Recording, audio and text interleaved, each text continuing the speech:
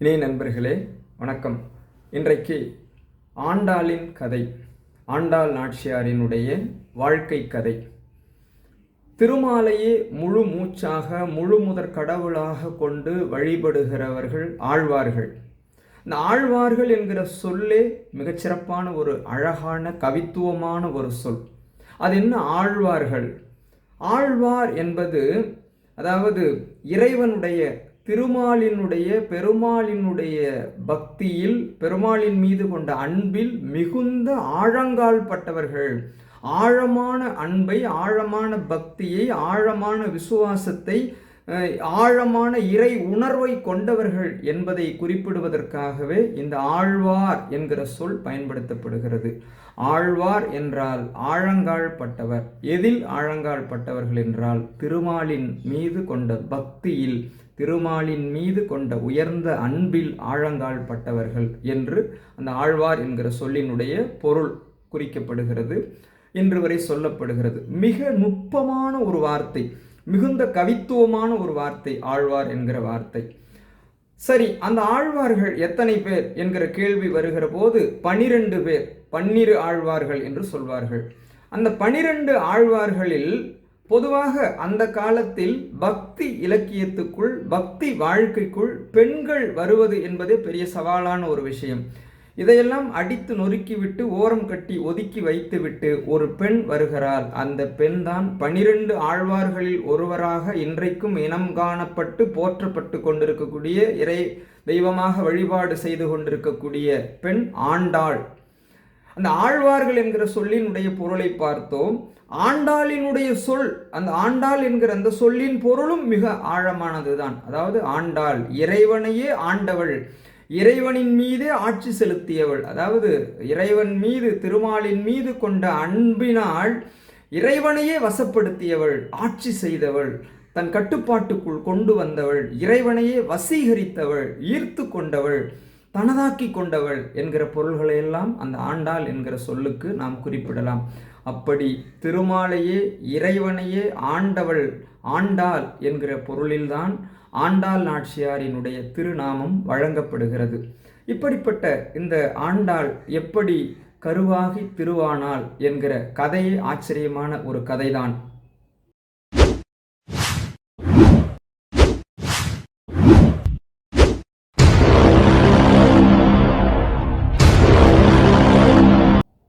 நீங்கள் கேள்விப்பட்டிருப்பீர்கள், ஆண்டாள் என்கிற அந்த பெண், அவளுடைய தாய் தந்தை யார் என்று தெரியவில்லை.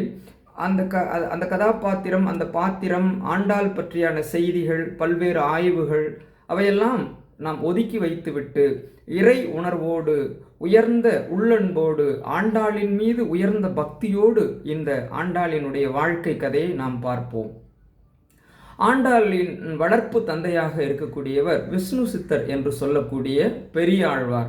பெரியாழ்வார் என்கிற பெயரும் மிக ஆழமான பொருள் கொண்டதுதான். அதாவது எத்தனையோ ஆழ்வார்கள் இருந்தாலும் அந்த ஆழ்வார்களுக்கெல்லாம் ஆழ்வாராக, சிறந்த ஆழ்வாராக, எல்லோரும் போற்றக்கூடியவராக இருந்தவர் தான் இந்த பெரிய ஆழ்வார். இவர் அந்தன குலத்தை சேர்ந்தவர். இவருக்கும் இவருடைய மனைவிக்கும் திருமணம் ஆன நாள்களிலிருந்தே குழந்தைகள் இல்லாததனால் அந்த குழந்தை ஏக்கத்தோடு திருமாலை அனுதினமும் நாளொரு மேனியும் பொழுதொரு வண்ணமும் வணங்கி கொண்டிருக்கிறார்கள். பெரியாழ்வாரினுடைய தலையாய பணி என்னவென்று கேட்டால், அவர் வளர்த்து வைத்திருக்கக்கூடிய நந்தவனத்திலே பூத்து குலுங்கக்கூடிய பூக்களையெல்லாம் அனுதினமும் அன்றாடமும் நாள் தவறாமல் சென்று பறித்து திருமாலுக்கு சூட்டுவதையே, இறைவனுக்கு சூட்டுவதையே, ஸ்ரீவில்லிபுத்தூரில் இருக்கக்கூடிய இறைவனுக்கு சூட்டுவதையே தன்னுடைய கர்மமாக, கடமையாக, கண்ணாக கருதி கொண்டு செயல்பட்டு கொண்டிருக்கிறார். இந்த பிறவியினுடைய நோக்கமே அந்த நந்தவனத்தில் பூக்கக்கூடிய பூக்களையெல்லாம் பறித்து மாலையாக தொடுத்து இறைவனுக்கு சூட்டுவதையே தன்னுடைய வாழ்நாள் கடமையாக, வாழ்நாள் உணர்வாக, பிறவி பயனாக கருதி கொண்டு செயல்பட்டு கொண்டிருக்கிறார். அப்படி ஒரு நாள் பூ பறிக்க செல்ற போது இறைவன் கொடுத்த ஒரு பெரும் பரிசுதான் ஆண்டாள். ஆண்டாள் அங்கே குழந்தையாக ஒரு துளசி செடிக்கு அருகிலே கிடத்தப்பட்டிருக்கிறாள். அங்கே பூப்பறிக்க நந்தவனத்திற்கு சென்ற பெரியாழ்வாருக்கு ஒரு பெரிய இனிப்பான செய்தி, ஒரு பெரிய தகவல் அங்கே காத்து கிடக்கின்றது. அவர் பூப்பறிக்க நந்தவனத்திற்கு செல்கிறார். சென்ற அவருக்கு ஒரு பெரிய ஆச்சரியம் காத்து கொண்டிருக்கின்றது. அந்த ஆச்சரியத்தையும் கொடுத்தவன், அந்த ஆச்சரியத்தையும் கொடுத்தவர் திருமால் தான் என்பதையே நாம் புரிந்து கொள்ள வேண்டும். அந்த துளசி செடிக்கு அருகிலே ஒரு குழந்தையினுடைய அழுகை கேட்கிறது. அவர் சுற்றிலும் முற்றிலும் பார்க்கிறார். இங்கே நந்தவனத்தில் எப்படி குழந்தையினுடைய அழுகுரல் கேட்கிறது, இங்கே எப்படி குழந்தை சத்தம் கேட்கிறது என்று அவர் ஆச்சரியத்தோடு சுற்றுமுற்றும் பார்க்கிறார். அப்பொழுது அந்த துளசி செடிக்கு பக்கத்தில் இருந்து அந்த குழந்தையினுடைய அழுகுரல் வருகிறது என்பதை கண்டறிந்து அதன் அருகிலே சென்று பார்க்கிறார். ஒரு பொக்கிஷத்தை போல ஒரு தெய்வீக குழந்தையாக பிற்காலத்திலே தமிழ் இலக்கியத்திலும் திருமால் பக்தியிலும் மிகப்பெரிய ஒரு சாதனையை நிகழ்த்தக்கூடிய ஒரு மிகப்பெரிய அந்த குழந்தையினுடைய அந்த தன்மை தெரிகிறது. அந்த குழந்தையினுடைய முகத்திலே மிகுந்த மகிழ்ச்சியோடு அந்த குழந்தையை எடுத்து வளர்க்கலாம் என்று வீட்டிற்கு எடுத்து வருகிறார். அப்படி எடுத்து அவர் அந்தணர் குலத்தை சேர்ந்தவராக இருந்தாலும் அங்கே இருக்கக்கூடிய ஆயர்குல வழக்கப்படி ஆண்டாளுக்கு கோதை என்று பெயரிடுகிறார். கோதை என்று பெயரிட்டு மிக அன்பாக அரவணைப்போடு வளர்க்கிறார். தன் பெற்றெடுத்த பிள்ளையைப் போல அன்பு பொங்க, பிரியம் பொங்கிட வளர்க்கின்றார். ஆண்டாலும் கோதை நாச்சியாரும் நாளொரு மேனியும் பொழுதொரு வண்ணமுமாக மகிழ்ந்து வளர்கிறார். அந்த வீட்டினுடைய சூழல், விஷ்ணு சித்தர் என்று அழைக்கக்கூடிய பெரியாழ்வாரின் வீட்டு சூழலே திருமாலையும், அதாவது திருமால் என்று சொல்லக்கூடிய பெருமாளை வணங்குவதையே வாழ்நாள் கடமையாக பிறவி பயனாக கருதி கொண்டு அனுதினமும் இயங்கிக் கொண்டிருக்கக்கூடிய அந்த சூழல் ஆண்டாள் நாச்சியாருக்கு, அதாவது கோதை நாச்சியாருக்கு ஒரு புதிய அனுபவமாக இருக்கின்றது. அங்கே இருந்து கண்ணனின் மீது ஆண்டாளுக்கு ஒரு கண் விழுகிறது. கண்ணனின் மீது அவள் பேரன்பு கொள்கிறாள். கண்ணனை தன்னுடைய உயிர் மூச்சாக கருதி கொண்டு எப்படி திருமாலை ஒவ்வொரு நாளும் அனுதினமும் பெரியாழ்வார் வணங்குகிறாரோ, நந்தவனத்தில் பூப்பறித்து அவரை வணங்குவதையே கடமையாக, கொள்கையாக, கோட்பாடாக கொண்டிருக்கிறாரோ, அதை போலவே கண்ணனை வணங்குவதையே நம்முடைய ஆண்டாள் நாச்சியார், கோதை நாச்சியார் தன்னுடைய கொள்கையாக இந்த பிறவியினுடைய நோக்கமாக கருதி கண்ணனை வணங்கி கொண்டிருக்கிறார். அதிலே கொஞ்சம் வளர்ந்த பின்பு நந்தவனத்தில் இருந்து பூவை பறித்து கொண்டு அந்த பூவை மாலையாக கட்டி வைத்து இறைவனுக்கு சூடலாம் என்று வைத்திருக்கிற போது தன்னுடைய தந்தை, வளர்ப்பு தந்தையான பெரியாழ்வாருக்கு தெரியாமல் அந்த மாலையை இவள் எடுத்து அணிந்து தான் கண்ணனுக்கு, இறைவனுக்கு பொருத்தமானவளாக இருக்க முடியுமா என்று அங்கு இருக்கக்கூடிய நிலை கண்ணாடியிலே பார்த்து ரசித்து கொண்டிருக்கிறார்.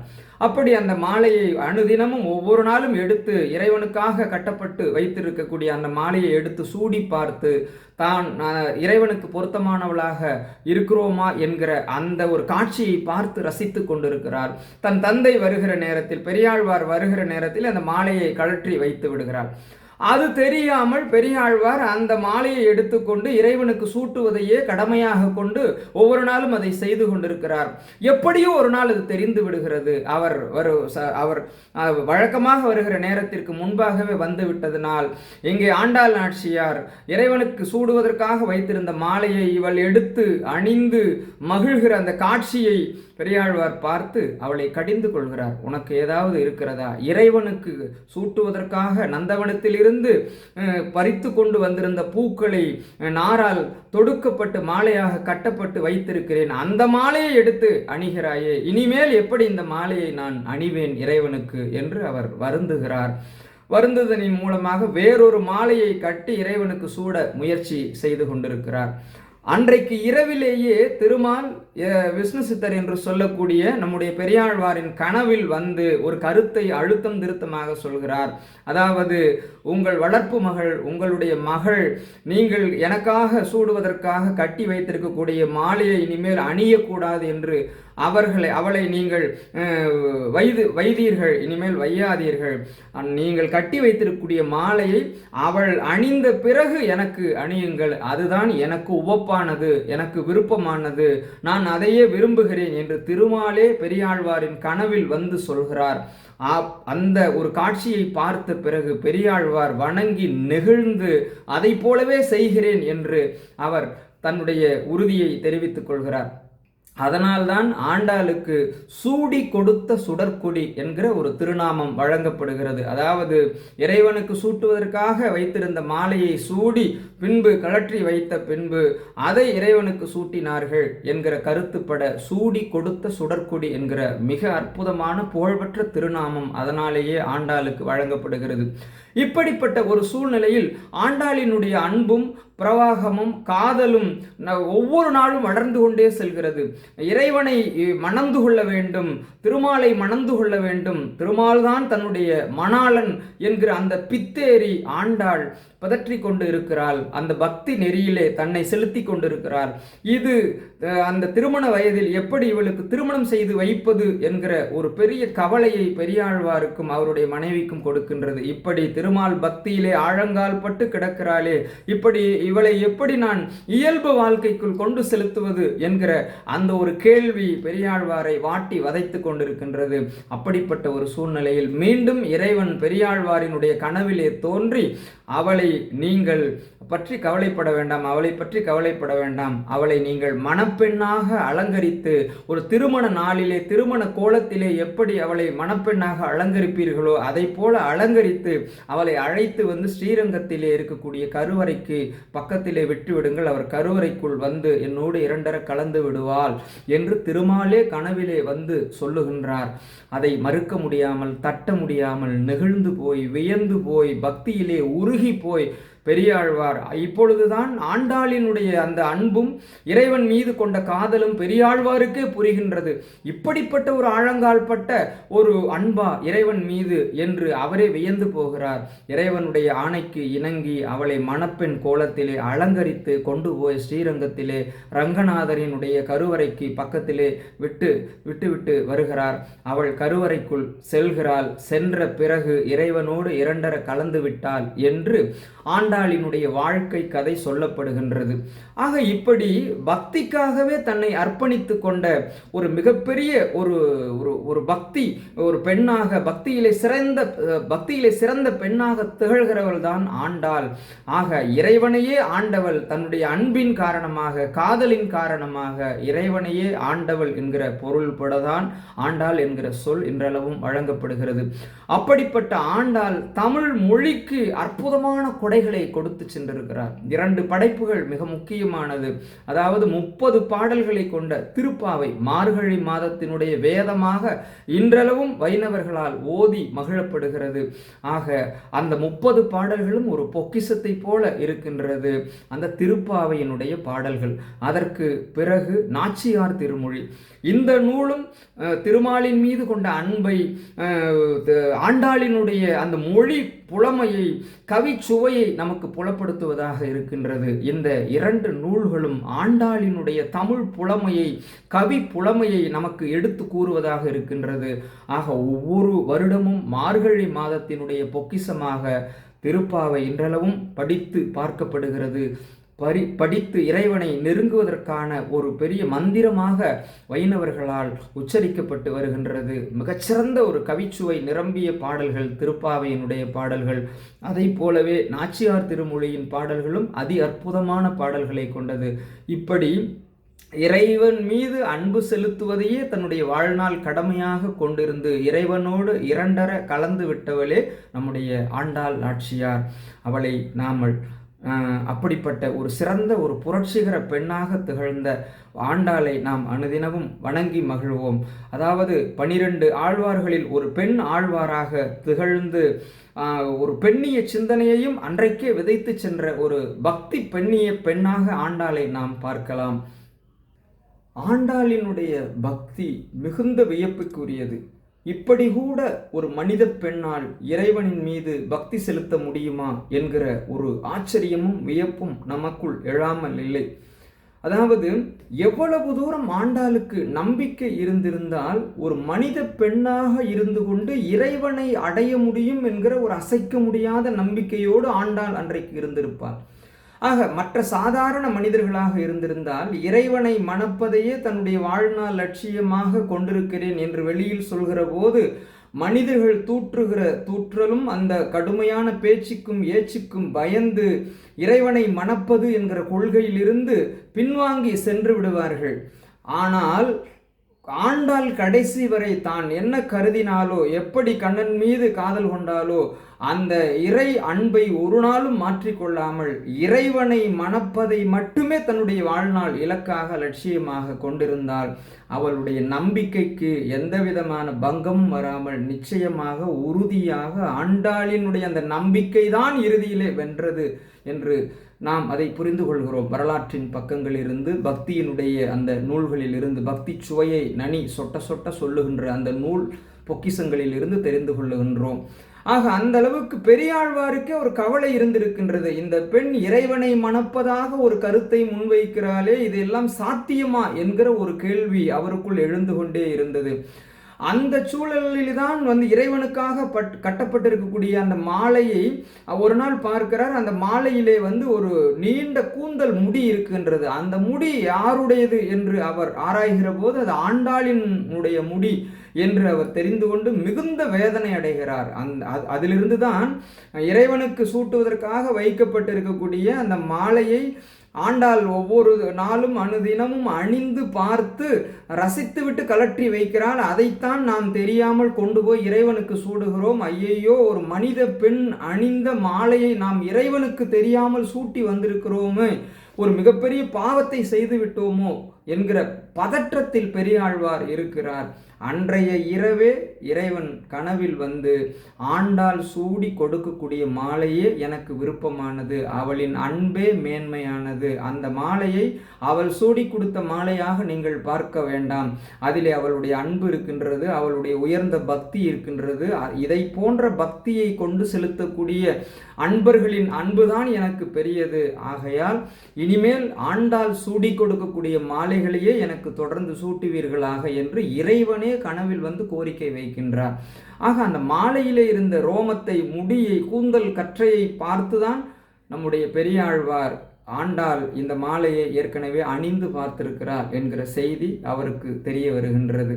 அடுத்து ரங்கநாதரை மணப்பது என்கிற அந்த ஒரு கருத்தும் பெரியாழ்வார்க்கு ஒப்பானதாக இல்லை. எப்படி அது சாத்தியம்? அது சாத்தியமே இல்லை என்கிற ஒரு முடிவிலே இருக்கின்றார். இறைவன் மீண்டும் கனவிலே கோரிக்கை வைக்கிற போது அதை தட்ட முடியாமல் மணப்பெண் உருவத்திலே அவளை அலங்கரித்து கொண்டு போய் பல்லக்கிலே வைத்து அரங்கநாதர் இருக்கக்கூடிய ஆலயத்திற்கு முன்பு கொண்டு செல்லுகிற போதே அந்த ஆண்டாள் பல்லக்கிலே இருந்து துள்ளி குதித்து ஓடிப்போய் கருவறைக்குள் சென்று அரங்கநாதனை கட்டி அணைத்து அவனோடு இரண்டர கலந்து விட்டாள் என்கிற செய்தியும் வியப்பானதாக இருக்கின்றது. இப்படியெல்லாம் இறைவனின் மீது காதல் செலுத்த முடியுமா, அன்பு செலுத்த முடியுமா, பக்தி செலுத்த முடியுமா என்கிற கேள்வியை நீங்கள் கேட்பீர்களே ஆனால் முடியும் என்பதற்கான ஒரு பெரிய, இன்றைக்கு வரை இருக்கக்கூடிய பெரிய ஒரு உதாரணம், நிதர்சனமான ஒரு உண்மை ஆண்டாள் நாச்சியார் தான். அந்த ஆண்டாள் நாச்சியார் திருமொழியிலே அற்புதமான ஒரு நனி ரசம் சொட்ட சொட்ட ஒரு பாடலை, காதல் ரசம், பக்தி ரசம் சொட்ட சொட்ட ஒரு பாடலை சொல்லி சென்றிருக்கிறார். கற்பூரம் நாருமோ கமலப்பூ நாருமோ திருப்பவள செவ்வாய்தான் தித்தித்திருக்குமோ மறுபொசித்த மாதவன்தன் வாய்ச்சுவையும் நாற்றமும் விருப்புற்று கேட்கிறேன் சொல் ஆழி வெண்சங்கே என்று ஆண்டாள் பக்தி சுவை சொட்ட சொட்ட இந்த பாடலை உருவாக்கி தந்திருக்கின்றார். நாச்சியார் திருமொழியினுடைய புகழ்பெற்ற பாட்டு இந்த பாட்டு. ஆக இப்படிப்பட்ட இந்த பாட்டில் இருக்கக்கூடிய சுவையை நான் விளக்கி சொல்லுதான் நீங்கள் புரிந்து கொள்ள வேண்டும் என்கிற நிலை கிடையாது. அதாவது இறைவனுடைய கண்ணனுடைய அந்த வாய் சுவையை அறிந்து கொள்ள வேண்டும் என்று ஆண்டாள் நாச்சியாருக்கு அளவில்லாத கடல் போன்ற ஒரு ஆசை இருக்கின்றது. அந்த எச்சிலின் சுவையும் அந்த வாயினுடைய நறுமணமும் எப்படி இருக்கும் என்பதை தெரிந்து கொள்ள வேண்டும் என்கிற ஒரு ஆசை, வேட்கை அவளுக்குள் கடல் போல கொந்தளித்து கொண்டிருக்கின்றது. எப்படி தெரிந்து கொள்வது என்கிற கேள்வி வருகிற போது ஒவ்வொரு நாளும் வாயிலே வைத்து ஊதுகின்ற அந்த வெண் சங்கிடம் போய் கேட்கிறாள். அதாவது அதிலே கற்பூர வாசனை வருமா, இல்லை என்றால் தாமரை பூவின் நறுமணம் வீசுமா, கமலப்பூ நாருமோ, கமலம் என்றால் தாமரை என்று பொருள். ஆக கற்பூர வாசனை வருமா, அந்த தாமரை பூவினுடைய அந்த வாசனை வருமா, இல்லை என்றால் பவளத்தை போன்று சிவந்து காட்சி தருகின்ற திருப்பவள செவ்வாய்தான் தித்தித்து இருக்குமோ, மிகுந்த தித்திப்பை ஒரு மிகப்பெரிய ஒரு சர்க்கரை பாகை குடித்ததை போல, ஒரு தேனை குடங்குடமாக குடித்ததை போல நம்முடைய இறைவனின் கண்ணனின் அந்த திருவாய், பவளம் போன்ற அந்த வாய் தித்திப்பாக இருக்குமோ, மறுபொசித்த மாதவன் தன் குவளையபீடம் என்று சொல்லக்கூடிய அந்த யானையினுடைய தந்தங்களை ஒடித்த மாதவன் என்று சொல்லக்கூடிய கண்ணனுடைய அவனுடைய அந்த திருவாய் நாற்றமும் அந்த உமிழ்நீரினுடைய சுவையும் எப்படி இருக்கும்? விருப்பத்தோடு கேட்கிறேன், காதலோடு கேட்கிறேன், பக்தியோடு கேட்கிறேன். சொல் ஆழி வெண்சங்கே. ஆழி என்றால் கடல் என்று பொருள். கடலிலிருந்து எடுத்து வந்த வெண்மை வீசுகின்ற சங்கே, உன்னிடம் மிகப்பெரிய ஆசையோடு, கடலளவு ஆசையோடு கேட்கிறேன். எனக்கு அதை விளக்கி சொல்வாயாக, அதை உணர்த்துவாயாக, அதை தெரிந்து கொள்ள வேண்டும். கண்ணனுடைய அந்த வாய் சுவையும் அந்த நறுமணமும் எப்படி இருக்கும் என்று நான் உணர்ந்து கொள்ள வேண்டும். அதை என்னுடைய பக்தியாக நான் உள்வாங்கிக் கொள்ள வேண்டும் என்று ஆண்டாள் உருகி உருகி மருகி மருகி பாடிய பாடல்தான் நாச்சியார் திருமொழியில் இந்த பாடல். நீங்கள் படித்து ரசியுங்கள் நண்பர்களே. ஆண்டாளை போல ஒரு ஆழ்வாரை இனி காண்பது அரிது என்பதுதான் நிதர்சனமான உண்மை. ஆக இவளை போல ஒரு மனித பெண்ணாக உருவெடுத்து வந்து இறைவனை அடைய முடியும், தன் நம்பிக்கையினால் இறைவனை சென்று சேர முடியும், இறைவனோடு இரண்டர கலக்க முடியும் என்பதற்கான மிகப்பெரிய ஒரு ஆதாரம்தான் ஆண்டாள் நாச்சியார். அவளுடைய வாழ்க்கையும் அவளுடைய அந்த நூல்களும் திருப்பாவையும் நாச்சியார் திருமொழியும் தமிழர்களுடைய உலக தமிழர்களுடைய பக்தியை விரும்புகிற அனைவரின் பொக்கிஷமாக இருக்கின்றது. அவளுடைய கமல பாதங்களை நினைத்து உருகி வணங்கினால் நினைத்தது நிறைவேறும். நாம் அறிவுக்கு அப்பாற்பட்டு இதை பக்தியாக மட்டுமே பார்ப்போம், சிந்தனைகளுக்கு அப்பாற்பட்டு ஒரு உயர்ந்த அன்பாக மட்டுமே பார்ப்போம் என்று சொல்லி வேறொரு காணொளியில் சந்திப்போம் என்று சொல்லி விடைபெறுகிறேன். நன்றி நண்பர்களே.